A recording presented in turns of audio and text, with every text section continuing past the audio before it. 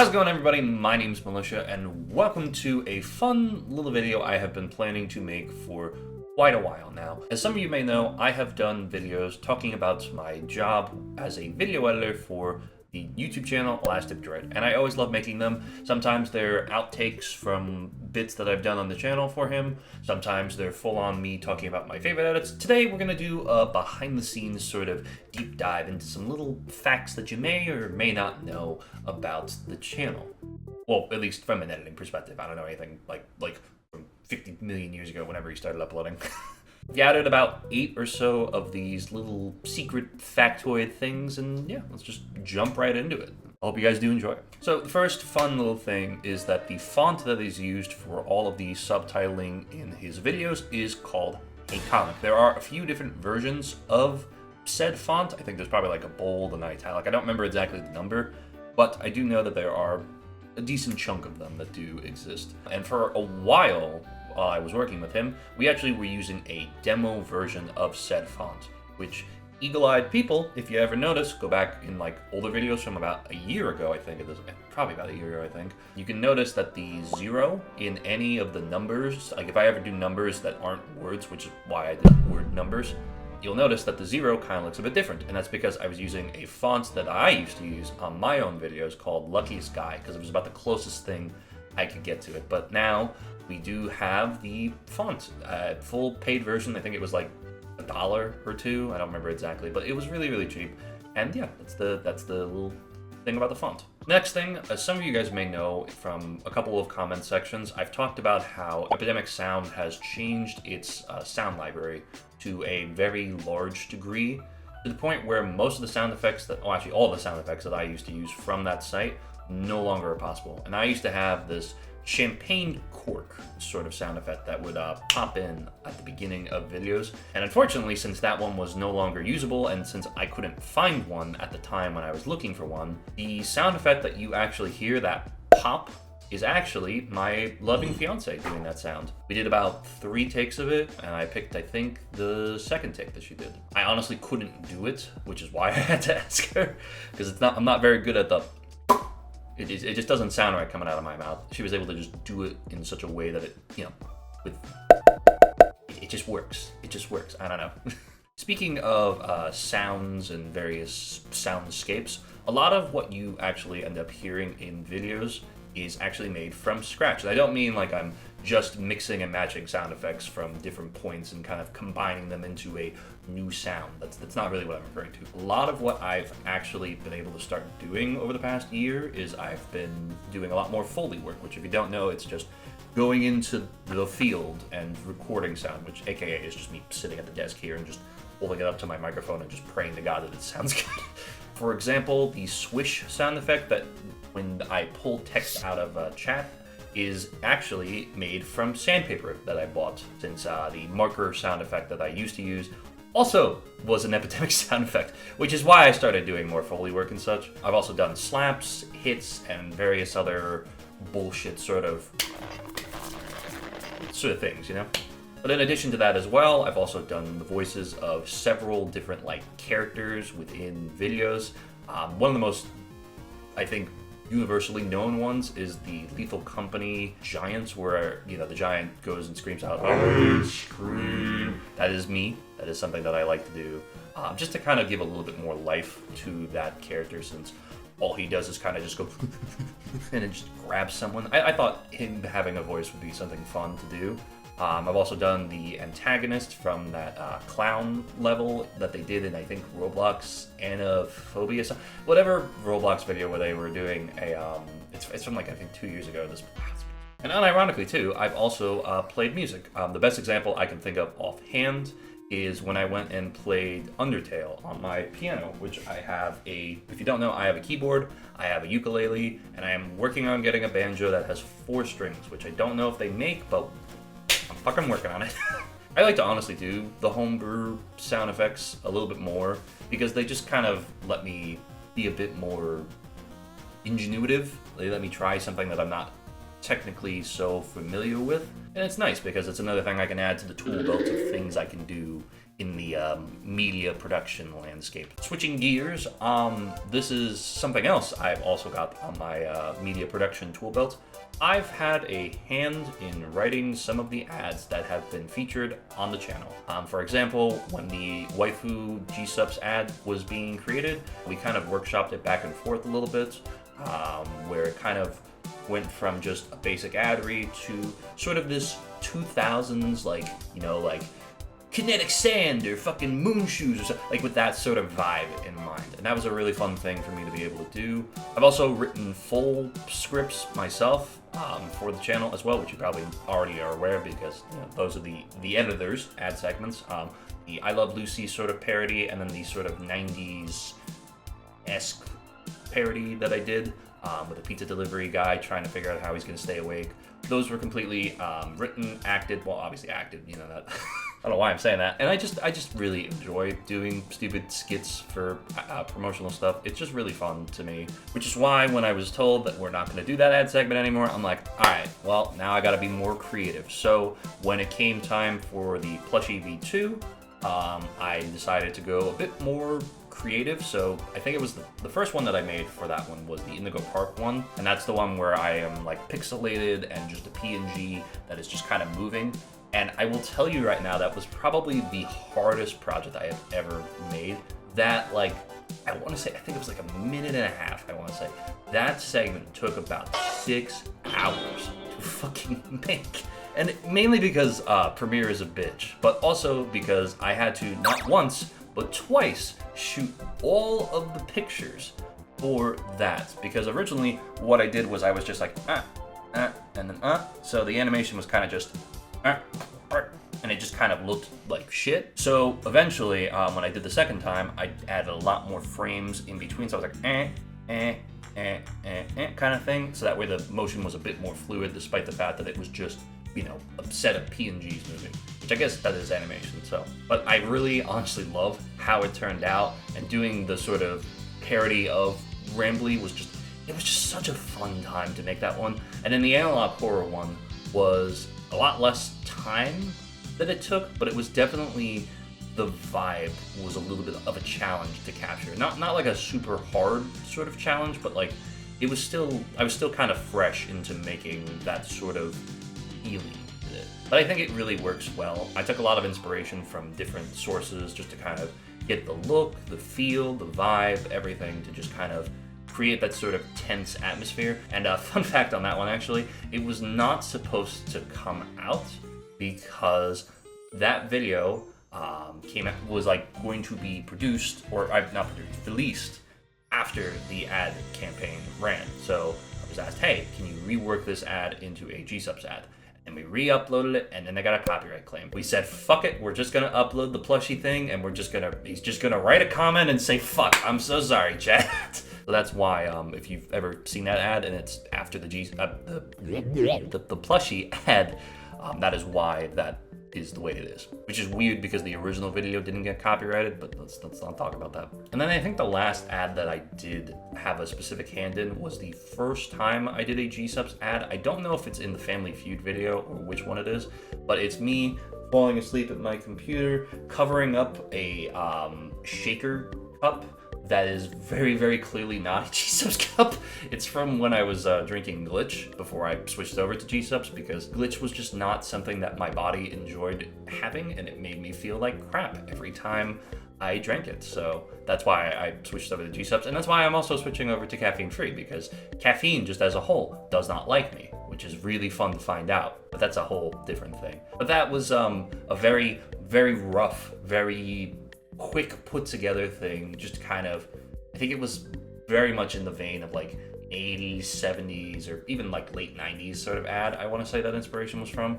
And I love those ads very much. They're very much some of my favorite things I've ever done on the channel. And yeah, I hope to do more help with ads in the future. Which, if you're watching the most recent videos and you happen to see the video of Duck Detective, you'll know that I got the chance to make another ad. So let's talk about what has essentially become my favorite thing I have created on the channel. Hands down, like not even a question. Or at least in this case, co-created. Rek and I saw the designs for the Clueless G-subs collaboration. And I thought to myself, that's a really interesting design. We should do an ad to market it and kind of, you know, play into the whole detective angle. And then he played Duck Detective, and I'm like, all right, now we have to do this because it's just a missed opportunity if we don't. So I tried my best to come up with a concept to pitch to Droid, and I said, hey, what if we do this whole noir aesthetic? You kind of do this voiceover bit where you're trying to figure out where all the, you know, the G-Sup waifu girl is. You're like hunting her down and shit. And like all the evidence is the merch, like the pipe, the shirts, the shaker cup, all that. And he was like, I don't know, maybe it could be interesting.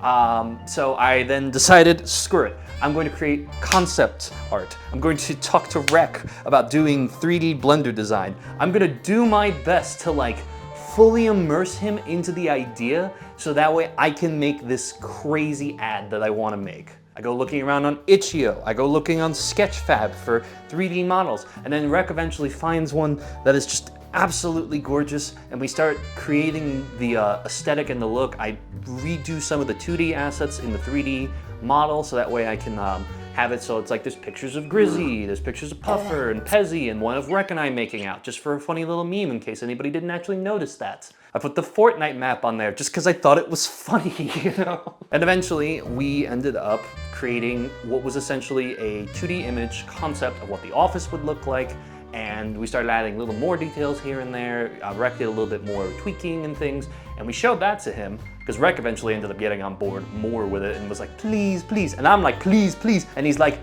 all right, fine, I give, here you go, make the ad. So we're like, woo! Which was awesome, because we had already made a shit ton of fucking concepts that we were gonna eventually just, you know, use. So thank God he actually let us do it, because we would have wasted a shit ton of time if he didn't. So Rec and I go back and forth. We're talking about certain things that we think would look good. I get some shots for him, so that way he can overlay it into the 3D environment. And then we kind of just go back and forth talking about like, what can we do? So I send him over pretty much everything I have, and he just works some fucking magic, and it just looks absolutely impeccable, honest to God. I put together all the shots, stitched it together, and came up with the name The Clueless Waifu, which I thought was very simple and appropriate. I took a lot of inspiration from older detective films, such as The Woman on the Run, and a lot of other things I grew up with. And the music, the style, the sort of tone. And then Droid sends me the voiceover. It's got this very LA noir sort of vibe because he was sick, so, you know, it kind of brings his voice down just a little bit more. And it just all lined up so perfectly. And we got to create what is essentially, well, not essentially, it is my favorite thing I have ever created in the channel's history. There are other videos that I really, really love, but this intro is just, there's something completely different. And again, I gotta give a huge amount of props to Rec because he did all the 3D design work. I just did 2D sort of stuff because I have no clue how the hell to even get rid of the square on Blender. I mean, I do, but it's just, I don't know anything further than that, really. So huge shout out to Rec. Huge shout out to Droid for letting me actually go forward with this really dumb idea. And I'm so glad that people responded to it really, really well, because I'll probably come up with a really another stupid idea that we'll end up doing one day, because I just love making ads that are creative and fun, and I love being able to just experiment with different mediums and really play around with a lot of things. You know what I mean? It's just awesome, and I fucking love it, man. It's my favorite thing about doing this is just being creative and experimenting and trying new things. I love it to death. Ah! Speaking of things I have done for the channel that have been really fun and fulfilling, I've also had a hand in making some thumbnails here and there. This is a lot less prominent, but it does happen sometimes. I've done a few live action ones. For example, I did the Devour thumbnail. I did the Charades 2 video, I believe it was. That was a really fun thumbnail to make, to kind of create this sort of like JoJo-esque vibe. And it took some finagling to get it just right. I've also done ones with some pre-made assets. For example, in that case, my lovely thumbnail artist who has done work for Droid in the past, Rakshir, she made about 2 different pre-made assets that we've been able to reuse. I have made 3 with that. I'm sure if you watch my own content, you'll recognize that one of those thumbnails is just my thumbnail that I just reused because we were like, well shit, we need a thumbnail fast. And I'm like, wait, I got it. Pre-made Droid, put it in front of my thumbnail, scale it up a bit, boom, instant thumbnail. It's been fun to do that kind of thing. And I know it's not technically thumbnail based, but I have also done other drawings for the channel, such as some little pre-made assets that I draw. And then of course, the funny little Fajassel guys, as I believe they are referred to as, where they do little pseudo animations. I've done the random like kissing memes. Those are really funny to make. Honestly, they're probably one of the funniest things I'm able to do because, and the main reason I do it is because assets cost a lot of money. Like if I wanted to use like a tree, sometimes that can cost like $10 off of some website. So it's much easier for me to draw said tree and then also use like free to use assets and kind of just combine it into the pseudo animations or whatever bit that I need to create. And that's also been the case with like backgrounds, various other things I've been able to do. Pretty much if you see something drawn inside a video, it's more than likely something that I went and drew with my mouse on Photoshop, because for a while I was missing my stylus, so I couldn't draw with my drawing tablet. But not really do as much, honestly, because I still suck at drawing. We're still learning, so yeah, we're always trying. Switching gears, let's talk about some fun little bits about editing. For example, a lot of the gags that you see me do are kind of recycled from other creators I have worked with in the past. These include like the stretchy face, the cutaways into real life, certain sound-based gags that I've done, like the little Among Us sound effects, or like different sort of sound effects I picked up that like aren't typically used sort of things. And of course, very stylized subtitles. Those are all things that I've done in the past for people like Pezzy, Guitar, and a few other different creators I've worked with in the past. And over the years, I have really refined them as best I can. I mean, some of them, they're as simple as they can be, but like, you know, I've done my best to try to be more creative as much as I can with how certain things are shown or heard or portrayed. One new gag though that I drew for Droid specifically, and you probably have noticed it in the past month of videos, is that instead of censoring videos with like a beep or just removing the audio completely, what I have started doing is I have started recording myself in a bit of a close-up, and then I will take my mouth, say something that is completely safe for YouTube, like if he says fuck, I'll say like frick or like French toast, and then I'll go in to a TTS website that does like text to speech. I'll get the voice named Matthew, because that's the one I just personally think sounds the best for the bit that I'm doing here. And then I'll cut out my mouth. I'll just do a simple mask. I don't roto it because that'd be a lot of work for a bit in this case. If I need to motion track it a little bit, I'll do like some position keyframing, blah, blah, blah, blah, blah. And then boom, we have a very unique sort of abstract sort of censoring. And I think it's a very, very fun thing that I've started to do because A, it's visually something distinct, so that way you understand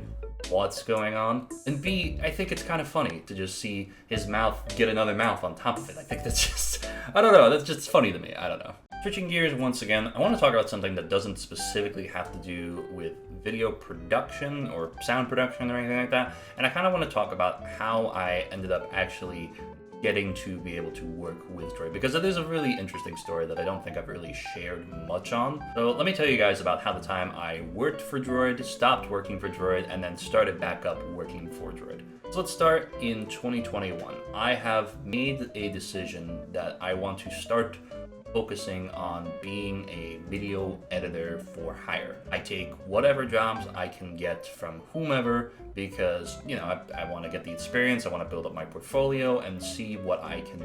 We get to 2022, I don't like the job field that I currently am in, and I want out so desperately. So I tell my fiance that by the end of the year, I am going to become a full-time video editor. I don't care how I gotta do it, I'm gonna figure out how it'll work. So I pick up, again, as many clients as I can, I pick up as much work as I can, handle to the best of my abilities, and even if I can't, I still push myself as much as I can. I've got a few smaller clients that are giving me some extra income on top of what I make for my hourly job that I have. And then I'm coming back from a day trip somewhere, I don't remember exactly where, but I get a phone call from my friend Gavin, and he says, hey, you know how I just got a job doing editing for Droid? And I'm like, yeah. He's like, well, he says that Pezzy is looking for a video editor, and he says that you can do a little bit of stuff for him quick, and he can put in a good word for Pezzy. And I'm like, holy shit, this is insane. Droid's got like 200,000 subscribers at the time. I'm like, what is happening? So Droid and I talk. I do some of those early clip videos that you guys have seen on the channel. Well, not all of them. I do like specific clips, and then he'll choose which clips go into said video, and we end up, we hit it off, and I do a good job enough, I guess, to be able to have a good word put in with Pezzy, and Pezzy and I start working together. Droid still gives me some stuff here and there whenever I ask him most of the time. Again, it's mainly just clip videos, but then I get the "This is how my birthday stream went" video that is up on the channel right now from about 3 years ago. That was, I think, the first dedicated video, as I think he used to refer to them as. Now they're just videos. And that was a fun thing to do, him opening birthday presents and such. And at the time, it was a very simple sort of, just do cuts, zooms, and don't worry about anything else. And I'm like, oh, okay, I mean, I can do more, but that's what you want, that's what you want. So I do that with him. Eventually, I stop getting work from him because there's sort of a mentality between the boys where they're like, oh, I don't want to steal your editor. So I go work with Pezzy more full-time. Rec is working with Droid because I had actually given Droid a recommendation for Rec to be able to start doing some editing. And for the remainder of the year, I am doing work more consistently for Pezzy and, again, other random clients wherever I can. Getting paid per diem to be able to start slowly building up my business more and more, cut back my hours just a smidge at my job, and, slowly work my way towards it. And then we get to December, and at this time I was planning to make what I had done the previous year, which was a full compilation of me talking about, me showing off my best edits from the year, from all the client work that I had done. So that way, I have something that I can show off if I were to go try to work with another client, and I can be like, hey, go watch this video. This is what I'm capable of doing. Which, in retrospect, most people just want to see a 1 to 2 minute reel, and I still have never done that, but that's a whole different story. So I message everybody that I'm working with at the time, and they say, yeah, go ahead, that's perfectly fine. And then I get to Droid, and he's like, yeah, that's great. Oh, hey, by the way, do you want a little bit of work? And I'm like, sure, yeah, why not? And I am not given limitations this time. I am told, do whatever, do however you edit a video, go ahead. And I make the video. He was happy with it. He's like, wow, your editing is really improved. And I'm like, thank you, I really appreciate that. I've done my best to try to refine the style. And since I didn't have the limitations this time, I kind of just went all in with everything that I knew at the time. So I start to get a little bit more consistent work. And at this time, Rec takes a step back working with Droid. So I'm getting very, very consistent work for the videos that he is releasing. To the point where in April of 2023, I am asked, hey, I would like to hire you on full-time, and let's negotiate the numbers. That way you're able to get paid what you need to get paid to exist, and I can have consistent videos from you every 3 or so sort of days. So we sit down, we hash it out, and we end up getting to a point where I, in May of 2023, go completely full-time with Droid, which was awesome, honestly. And the job has been just super rewarding, and I have been able to, get a couple of raises here and there. I get my bonuses for specific videos if they're super long, or if they are rush jobs, things like that. It is just a very rewarding sort of experience, and it has taught me just a metric fuck ton of stuff about YouTube and content creation and a various assortment of things that I still utilize to this day, and have been able to then apply them to videos I make with Droid, videos for myself, and how the direction of my channel just is going to be moving and everything like that, So yeah, you can thank my friend Gavin for getting me the job that I love doing still to this day. Now quickly before we end off, I want to just give you guys a couple of quick facts and one little extra secret at the end. These are some fun facts about me, in case you're curious about the editor and my history and sort of background. I have been making content since April of 2013. It started as, just projects I did for school, and it evolved into what you see nowadays. I do not have a degree, though I did go to college for 1 semester. So pretty much everything that you see me do as a video editor, I have learned completely from scratch. And I have learned how to use After Effects and Premiere and Audition and a whole mess of other programs just to be able to do everything that I do nowadays. And it's been super fun and super rewarding doing it that way. Not that I don't think that you should go get a college education, it just wasn't something for me specifically.